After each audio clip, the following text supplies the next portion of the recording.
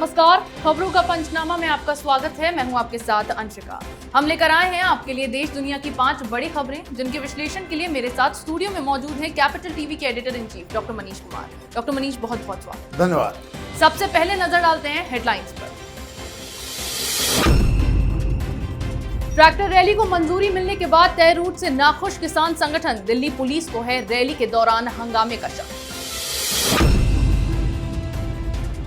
जय श्री राम के नारे पर भड़की ममता बनर्जी, बीजेपी पर किया प्रहार, महिलाओं को कहा बीजेपी आए तो बर्तन लेकर तैयार रहना। फेक टीआरपी स्कैम में बार के पूर्व सीईओ पार्थो दास गुप्ता का दावा, रेटिंग फिक्सिंग के बदले अर्नब ने 3 साल दिए 40 लाख रुपए। सिक्किम के बॉर्डर में घुसपैठ के चक्कर में भारतीय सेना ने चीनी सैनिकों की लगाई पिटाई, ड्रैगन के 20 जवान जख्मी। जिन्ना की आखिरी निशानी को गिरवी रखेंगे इमरान खान, $500 अरब का लेंगे लोन।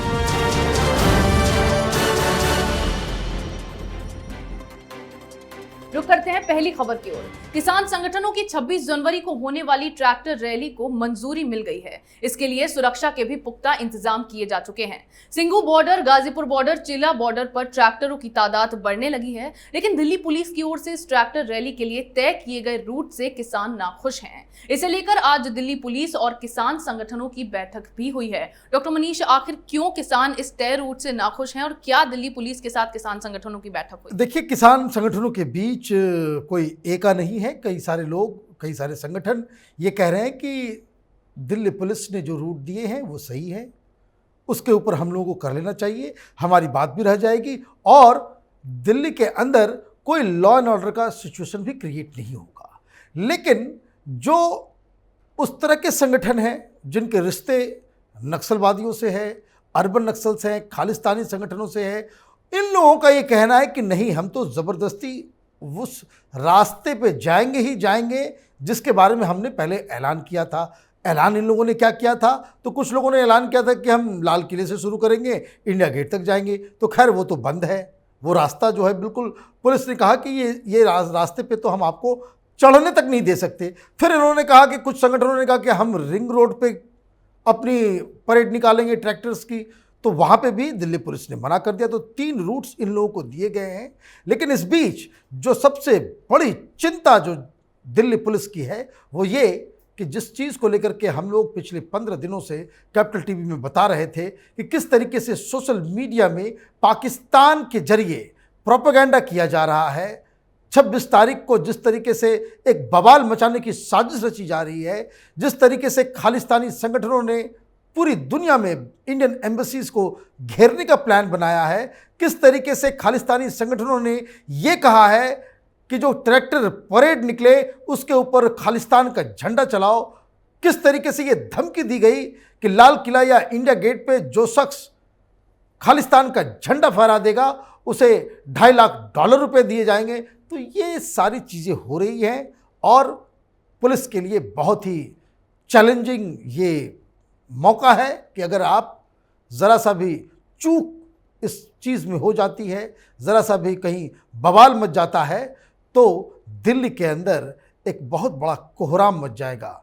ऊपर वाले से यही विनती करनी चाहिए कि कल का दिन दिल्ली में बिल्कुल शांति से वो गुजर जाए। जी, यानी कि किसान संगठनों ने ये ठान लिया है कि उनके सामने कोई भी प्रस्ताव रखा जाए लेकिन वो अपनी मनमानी ही करेंगे। अब रुक करते हैं बंगाल का। पश्चिम बंगाल की मुख्यमंत्री ममता बनर्जी ने एक बार फिर बीजेपी पर निशाना साधा है। महिलाओं से अपील करते हुए ममता ने कहा कि अगर बीजेपी हथियार और बम लेकर निकलती है तो अपने बर्तनों के साथ तैयार रहें। इसके अलावा टीएमसी से बागी हुए लोगों को भी ममता बनर्जी ने कड़े शब्दों में कहा कि जो लोग पार्टी छोड़ना चाहते हैं जल्दी करें। डॉक्टर मनीष, आखिर क्यों ममता बनर्जी ने इस तरह का बयान दिया है? ममता बनर्जी अपने ही जाल में फंस गई हैं। दरअसल वो सुभाष चंद्र बोस जी की जयंती के अवसर पे जय श्री राम के नारे से जिस तरीके से वो बौखलाई और वो स्टेज छोड़ के चली गई, इसका बंगाल के अंदर काफ़ी बुरा रिएक्शन हो रहा था। लोग ये कह रहे थे कि नेताजी सुभाष चंद्र बोस का मुख्यमंत्री ममता बनर्जी ने अपमान किया है, प्रधानमंत्री मोदी का भी अपमान किया है और इसलिए जो वहाँ पे एक वातावरण बन रहा था कि जय श्री राम को लेकर के ममता क्यों नाराज़ हो जाती है और इसी चीज़ को सुधारने के लिए जो पब्लिक इमेज उनकी ख़राब हो रही थी उसको ठीक करने के लिए उन्होंने आज एक रैली के दौरान और भी भयानक बात उन्होंने कह दी। उन्होंने कह दिया कि जो जय श्री राम का नारा लगाते हैं वो फंडामेंटलिस्ट है और बंदूक संदूक पता नहीं उन्होंने क्या क्या बात कह दी। दरअसल ममता की स्ट्रेटजी ये है कि वो जय श्री राम का विरोध करके और अल्लाह अकबर का नारा लगा करके वो तमाम मुस्लिम वोट्स जो है बंगाल के अंदर जो 27 से 30% के आसपास बताया जाता है वो सारे के सारे वोट उनके झोली में आ जाए, उसके लिए वो रणनीति पे काम कर रही है। और इसलिए वो उन्हें लगता है कि वो इसके लिए भगवान श्री राम या जय श्री राम के जैसे नारे हों, इन लोगों को की अवहेलना करते हुए, इनको अपमान करते हुए भी वो मुस्लिम वोट पा सकती हैं। तो ये उनकी स्ट्रेटजी का एक हिस्सा है कि हिंदुओं को, हिंदू आस्थाओं को, हिंदू नारे के ऊपर चोट लगा करके वो मुसलमानों का वोट लेना चाहती है और यही वजह है कि वो इस तरीके से बर्ताव कर रही है। यानी कि बंगाल में ममता बनर्जी बीजेपी की छवि बिगाड़ने की कोशिशों में तो लगी हैं, लेकिन ये चाल उन्हीं पर उल्टी भारी पड़ती अब नजर आ रही है। रुक करते हैं अगली खबर की ओर। सिक्किम के नाकुला में भारत और चीन के सैनिकों के बीच झड़प हुई, जिसमें भारतीय सैनिकों ने चीनी सैनिकों को खदेड़ दिया। बॉर्डर पर हुई इस झड़प में चीन के 20 सैनिक जख्मी हुए हैं। दरअसल कुछ चीनी सैनिकों ने भारतीय सीमा में घुसपैठ करने की कोशिश की थी। भारतीय सैनिकों ने ड्रैगन की इस गुस्ताखी का विरोध किया। पहले समझाने की कोशिश हुई, इसके बाद चीनी सैनिक हाथापाई पर उतर आए। ऐसे में भारतीय जवानों ने इसका मुंह तोड़ जवाब दिया और इस घुसपैठ के चक्कर में चीनी सैनिकों को जमकर पीटा गया। डॉक्टर मनीष, आखिर क्या है ये पूरा मामला और जिस तरह से गलवान में भी चीन ने अपनी चुप्पी साध रखी थी, उसके बाद क्या वही अब सीन यहाँ भी देखने को मिलेगा? देखिए, जो बॉर्डर पे हमारे सैनिक मौजूद हैं उनका मनोबल 7वें आसमान पे है और जहाँ कहीं भी पिछले कुछ दिनों से झड़प या आमना सामना हो रहा है, तो बहुत बार तो झड़प नहीं होती है, लेकिन इस जगह पे नाकुला में ये झड़प हो गई, उस सिचुएशन वैसा बन गया, तो वहाँ पे ज़बरदस्त इनकी पिटाई की गई है और बहुत ही कायदे से उनकी धुनाई की गई है कि चीनी सैनिकों के होश फाख्ते हो गए। और ये इसलिए हो रहा है क्योंकि चीन तो बॉर्डर पे कमज़ोर पड़ ही रहा है, साथ ही साथ चीन की जो पूरी स्ट्रैटेजी है उसे ही इसको कह सकते हैं, इसके नब्ज को हिंदुस्तान की सरकार ने पकड़ ली है। दरअसल चाइनीज़ जो स्ट्रैटेजी अब तक ये रही थी कि आप कहीं कोई प्रॉब्लम हुआ, कहीं कोई बॉर्डर में, पहले भी ये लोग घुसपैठ किया करते थे, तो यहाँ मीडिया उठाए सवाल को उठाती थी या विपक्ष उठाता था, तो उस पर निगोशिएशंस होते थे और निगोशिएशंस चलते रहते थे सालों साल। और वो निगोशिएशंस भी उधर चल रहे हैं और इधर चाइनीज़ कुछ और ज़मीन के अंदर घुस जाते थे। तो ये ब्लैकमेलिंग, ये चाइनीज़ चरित्र है कि वो उसको कह सकते हैं कि वो सांप और सीढ़ी का खेल वो खेलने में वो माहिर हैं। लेकिन इस बार उन्होंने रॉन्ग नंबर डायल कर दिया। गलवान में जिस तरह से उनकी धुनाई हुई, पिटाई हुई, जिस तरह से हमारे बहादुर जवानों ने अपनी शहादत देकर खाली हाथ 100 से ज़्यादा चीनी सैनिकों को सफाया कर दिया, उसके बाद से ये टेबल पे आए। और ये कब हो रहा है ये भी समझ लीजिए, जब चीन और भारत लद्दाख में हम लोग बातचीत कर रहे हैं, सुलह की बातें कर रहे हैं।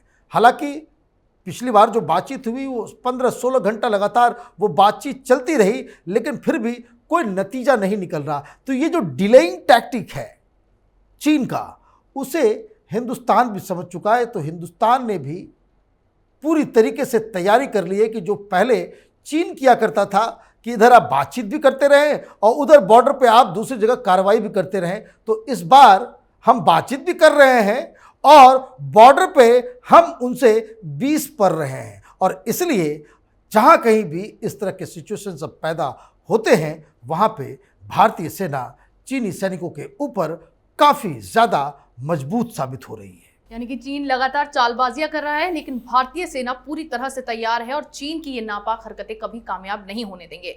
बिल्कुल सही बात है। जी मनीष जी, रुक करते हैं अब अगली खबर का।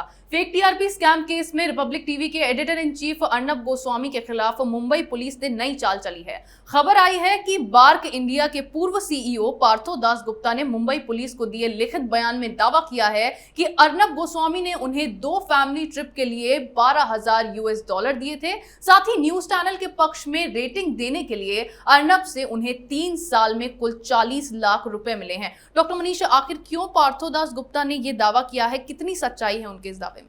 देखिए, ये बहुत ही क्लियर कट मसला है कि जिसमें मुंबई पुलिस, महाराष्ट्र की सरकार, कांग्रेस पार्टी और तमाम ये जो लेफ्ट लिबरल कबाल, ये जो गैंग है, जो फेक न्यूज़ की फैक्ट्री है, ये अर्नब गोस्वामी को बदनाम करना चाहते हैं और इसके अलावा कोई इसका दूसरा एक्सप्लेनेशन है ही नहीं।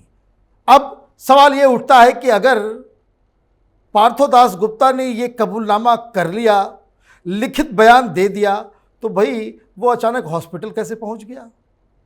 क्यों उसके घर से ये कहा जा रहा है कि भाई अर्नब गोस्वामी का नाम ले लो तब तुमको छोड़ेंगे, अदरवाइज तुम्हारे साथ जो है वो 3rd डिग्री का टॉर्चर होता रहेगा। तो पार्थो चटर्जी की आप पिटाई भी कर रहे हैं, उसको टॉर्चर भी कर रहे हैं, जैसा कि उसके परिवार वाले कह रहे हैं कि अर्नब गोस्वामी का नाम ले लो, और पार्थो दास जो है वो लिख करके भी दे रहा है।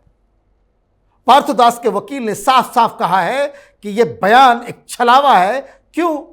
क्योंकि ये पुलिस के दबाव में दिया गया बयान है। दरअसल ये जो व्हाट्सएप चैट निकले थे, उसके बाद से ये तमाम कांग्रेसी और सब लोग कह रहे थे कि भाई अर्नब गोस्वामी ने पैसे देकर के अपनी टीआरपी बढ़ाए, और वो जो 500 पेजेस व्हाट्सएप चैट के हैं उसमें कहीं पे भी पैसे की एक जगह एक सेंटेंस, एक शब्द भी नहीं है।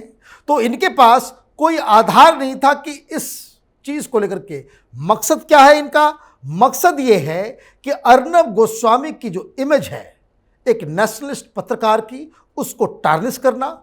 उसके लिए कांग्रेस पार्टी काम कर रही है कि बालाकोट के सीक्रेट जो है इसने लीक कर दिए, और दूसरा कि चूंकि ये टेलीविजन चैनल नंबर 1 चल रहा है तो किस तरीके से कॉमर्शियली इसे घाटा पहुंचाया जाए। तो ये बवंडर मचाया जा रहा है कि ये कोई ओरिजिनल टीआरपी नहीं है, ये पैसे देकर के टीआरपी बढ़ाता है, इसलिए ताकि ये जो मार्केटिंग एजेंसीज जो हैं, जो कंपनियां हैं, जो एड्स देती हैं, वो एड्स देना बंद कर दे। दरअसल ये अर्नब गोस्वामी के खिलाफ एक बहुत बड़ी साजिश है, और इस साजिश का खुलासा धीरे धीरे लेकिन वक्त आने पे ज़रूर होगा।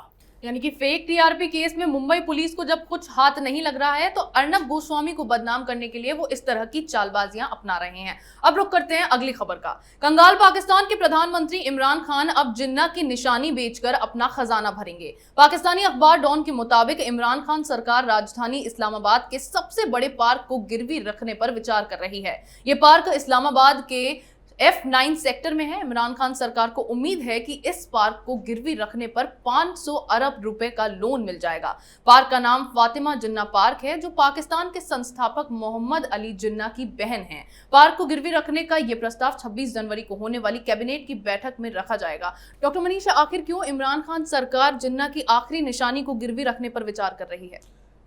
एक कहावत है, नंगा नहाएगा क्या और निचोड़ेगा क्या।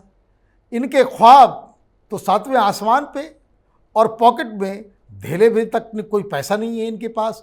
तो ये जो खबर है कि इन लोगों ने कैबिनेट में ये पास तो कर दिया, लेकिन सवाल ये है कि इसे गिरवी पे लेगा कौन। इतना बड़ा रकम पाकिस्तान के इस्लामाबाद में वो कौन देगा? कोई इंडस्ट्रीज तो देगा नहीं, कौन वहाँ फंसना चाहेगा। दरअसल पूरा पाकिस्तान ही चीन के चंगुल में फंस गया है। अब आप देखिए ये सी पैक को लेकर के कितने सारे बवाल हो रहे हैं। वो पाकिस्तान पैसा चुका ही नहीं पाएगा। $46 बिलियन का ये पूरा प्रोजेक्ट, और पैसा लोन पे आप ले रहे हैं। 17% लोन के ऊपर आप पूरा प्रोजेक्ट चला रहे हैं।